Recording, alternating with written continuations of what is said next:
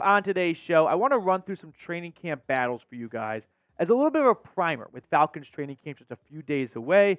Let this serve as a little bit of an appetizer and a little bit of a refresher for what to keep a close eye on over the next few weeks and going into the preseason. So, the first training camp battle I think we all have to keep a close eye on is Clark Phillips against just veteran corners in general, because the Falcons did not draft a cornerback, but instead they signed a handful of veteran cornerbacks.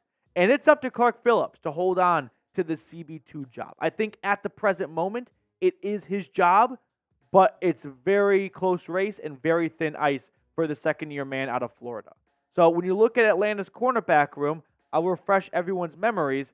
They made additions like Antonio Hamilton from the Arizona Cardinals. They dragged Kevin King out of semi-retirement after he didn't play football the last 2-3 seasons. They signed Harrison Hand. He was with the Vikings for a little bit. Dane Cruikshank, he's been all over the league. Mike Hughes was a recent addition, not this offseason, but the one before it. So there are a lot of veteran players pushing for that starting job, and most, if not all of them, have more experience than Clark Phillips. But the second-year, fourth-round pick out of Utah, he came on pretty strong at the end of last season. 27 tackles, 1 tackle for loss, 5 pass breakups. He took over as pretty much a starter from Jeff Okudah. And there were some good plays, like that Jets game. I thought he did a great job, especially in tackling and run stopping and on those quick screens and whatnot. But there are definitely some, strides for improvements that need to be made. But that's perfectly fine and normal for any young player, no matter where they were selected. But it's going to be on Phillips to fend off the likes of like an Antonio Hamilton, who last year with the Arizona Cardinals played 14 games, had 11 pass breakups, 1 interception, 40 tackles. I think the Falcons have a pretty good idea as to what kind of player Antonio Hamilton is, and if they want to play it on the safer route, that very well could be the play. But if they want to find out if Clark Phillips can be a long-term starter for them, opposite of Terrell, that's going to be the much more enticing and higher upside option. Another guy to watch for, Mike Hughes. With the Falcons last year, 21 tackles, 2 tackles for loss, 1 pass breakup. I've seen some people softly pencil in Hughes as a bit of a starter. I don't think they're very well in touch with the team. If Mike Hughes was going to start this year, wouldn't he have started at the end of last year when Okudah got benched pretty much? I think so, but he wasn't. They went with Clark Phillips. So I think it's Clark Phillips' job to lose, and I think he's going to win that job. I think he has it at the moment, and I think he's going to hold on to it. And I'm really excited for Clark Phillips. I was really high on that draft pick. He was awesome at Utah. One of the best ball-hawking cornerbacks in college football coming out. There's a lot of upside to Clark Phillips' game. He may not be the biggest cornerback in the world. He may not be the strongest in terms of winning those 50-50 jump balls with wide receivers, but he's got great speed, great quickness, great ball skills. If he shore up his tackling over the offseason, this guy's going to have a really high ceiling this year. All right, before we get on to the next training camp battle, with training camp being just a few short days away, make sure to subscribe so you can lock yourself in for Falcons training camp news, injury updates, highlights, rumors, all that good stuff. Football's almost here. Almost here.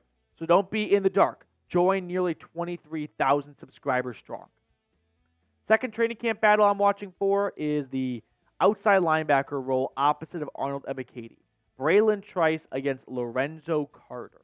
So let's peek at the Falcons linebacker room, which is a really interesting room because it's got a lot of talent in some places and then some question marks and some bets and wagers being made in other spots. But I think we've got Arnold Ebiketie safely penciled in as a starting outside linebacker replacing Bud Dupree.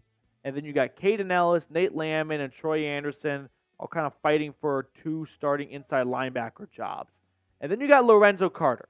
And that's where you might see Bralen Trice push for a starting gig. Now, Lorenzo Carter, who went to Georgia, then went to the Giants, didn't really work out too well in New York, came back to the Peach State. His first year with the Falcons, 58 tackles, 6 tackles for loss, 4 sacks. Really encouraging and positive stuff. Then year 2 with Atlanta, not as good as the first year. And I'm not quite sure what contributed to this relegation other than he saw less time on the field. And I'm not sure what led to that because we saw some good stuff from him in 2022. So not really sold on, a clear explanation as to why the coaching staff decided, all right, we're going to take Lorenzo off the field a little bit more in 2023.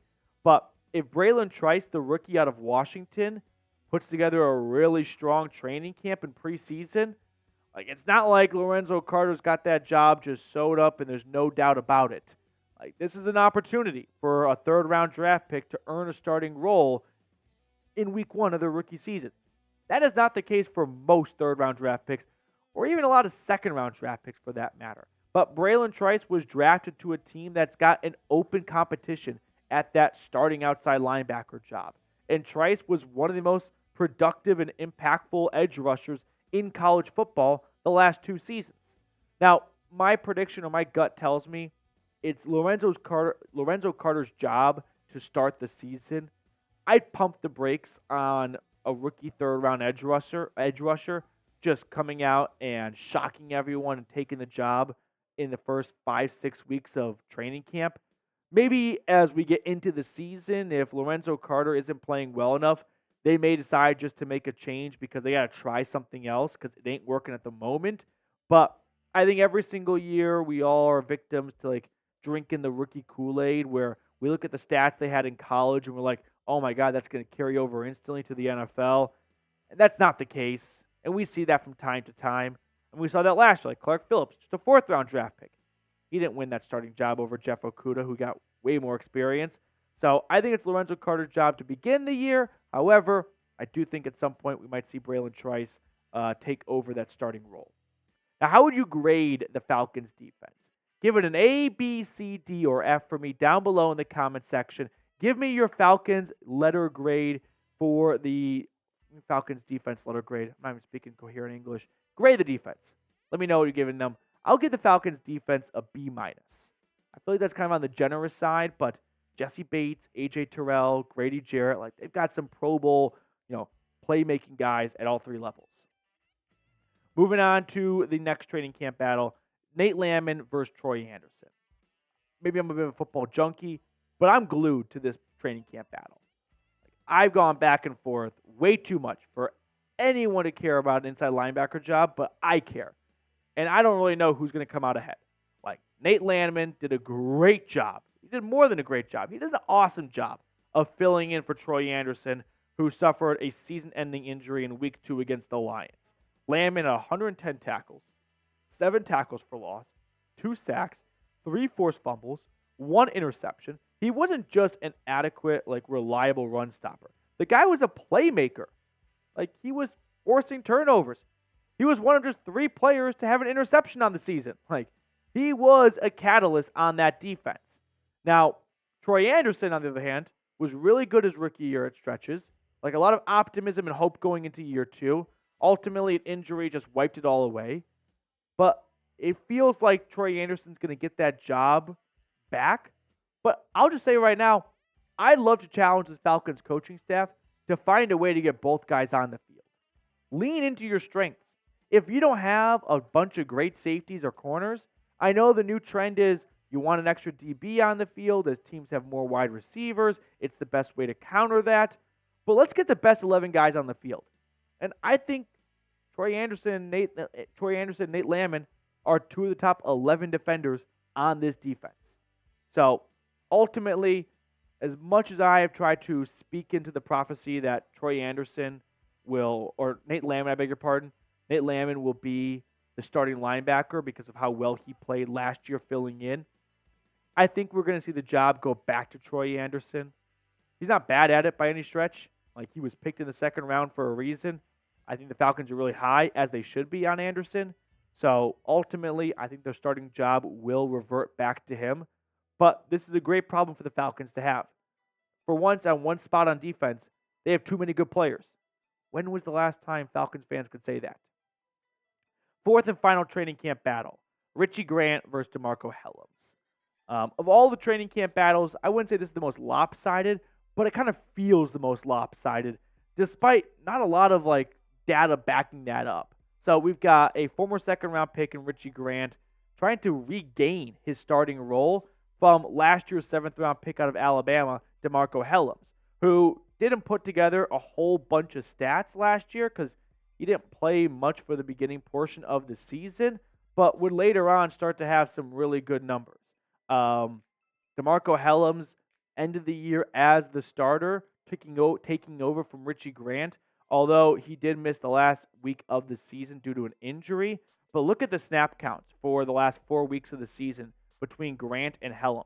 And you can see how Grant's numbers start to go down, and Hellams becomes an every game, every play starter for them up until suffering a week 17 injury against the Bears.